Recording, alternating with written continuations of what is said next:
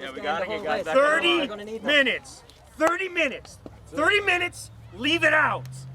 We'll carry you off. Don't worry about it. 30 minutes. All right? Let's go. Come on. 1, 2, 3, Let's go. Come on.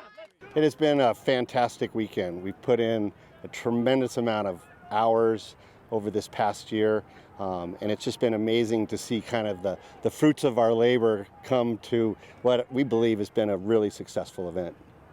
I think the whole setup was magnificent. Obviously, the backdrop of the Rocky Mountains really makes it, you know. And this is a massive festival for Gaelic Games in North America, part of a myriad of festivals that we hold around the world.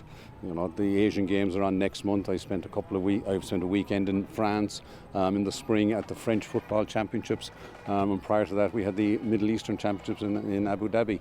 And as I said, there's a tapestry of festivals like this held around the world, and they're absolutely phenomenal. And the commitment that is made by the participants in particular to come and play our games here in situations like that is absolutely phenomenal.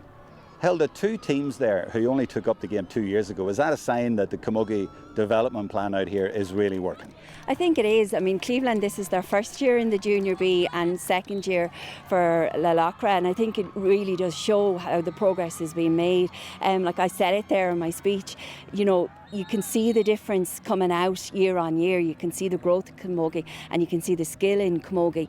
But there's 5 teams in the senior Camogie this year, which is a huge number of teams. And all the way up, there's a number of teams in each group. So they're all getting really good games. But it really is about getting them games.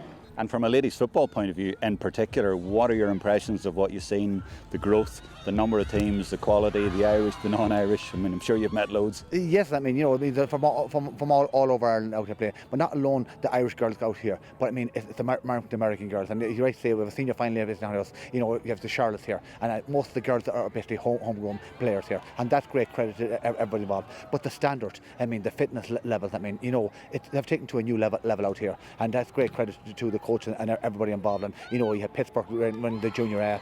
I mean, you had Clondagale here in the intermediate final that won the junior last year. And you know, the performance that they put on against Ashton Gales. And as you rightly said, you have St Bridget's here now and Charlotte in the senior final. And you know, top class football, some excellent scores, the movement of ball. I mean, and not alone that, but the temperatures they're playing here. Like they're playing in 40 degrees temperatures here, and the amount of fitness level they're showing here is incredible to everybody involved.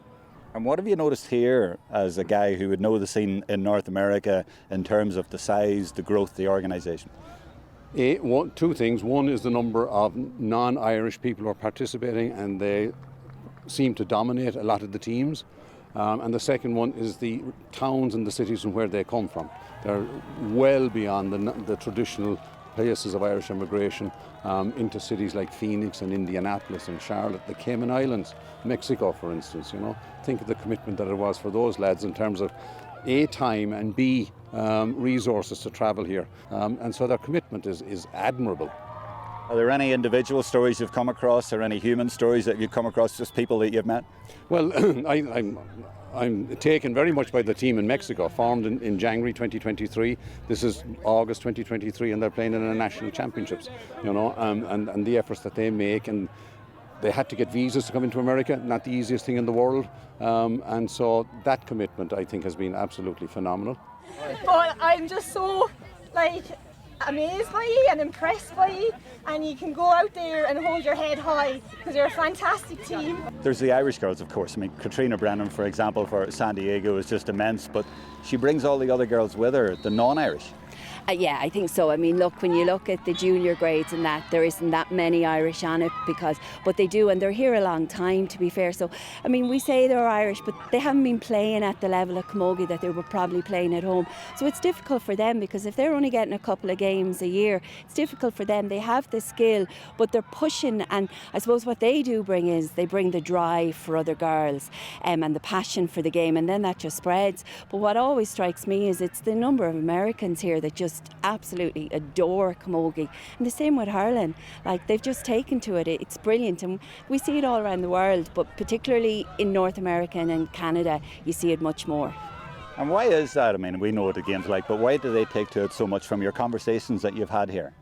I think what they like is they like the stick, the element that it's stick, it's fast, it's physical. You know, Americans are often very fit, and they like that. If they move the ball quickly and they get there, it's enticing and it's exciting for them. And I suppose they're used to some of these stick games, so I suppose we're just growing it really, aren't we? Where maybe I suppose it's the pace of the game, and I suppose look, we're better at promoting camogie than we ever have been, and that all filters through to people looking at it and saying, yeah, I'd quite like to play that.